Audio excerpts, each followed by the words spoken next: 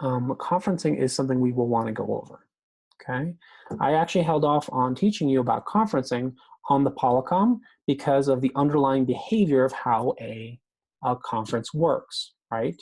So if you're on a Polycom and you need to perform a conference call, let's say bring in Luke into a three-way conference call rather than transfer a call to him, you actually press that more key that I showed you earlier, and you press conference, and guess what the phone's going to ask you for? It's going to ask you for the extension that you'd like to conference in, right?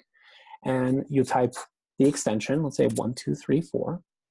And at that point, what does it do? Well, it'll actually do it in a consultative manner, meaning it puts Susie on hold, it rings Luke exclusively, he picks up, and then I can say, hey, Luke, I have Susie on the other line. Are you available to be part of a three-way conference call? If he says yes, I simply press the same key that I pressed to start the conference. So I press more, press conference, and now I'm in a three-way conference call. Okay, it's a consultative transfer type method of bringing them together. There are more options for conferencing. I'll go over that shortly.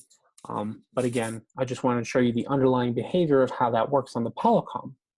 How does that work here on our desktop application? Well, if I just press add, again, we're going to imagine we're on the phone with Susie and I want to bring Luke into this call. I press add, and notice at the top it says enter name or number. So I don't even need to know Luke's phone number or his extension for that matter. I can simply type in his name. There we go. Click him. And now I'm good to go to actually start calling him.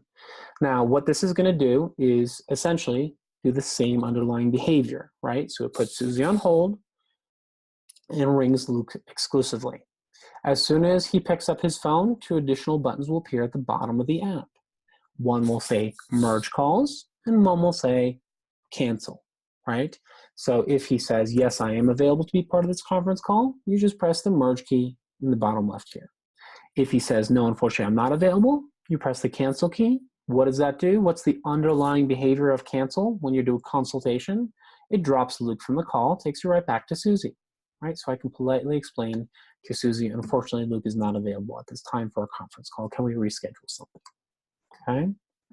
I think the only thing that's not included on the mobile app is the three-way audio calling for conferencing, but there is an option for the audio bridge, okay? In fact, let's go over that really quickly. What's our second conference option? Because some people may ask, what if I want more than 3 people on a conference call?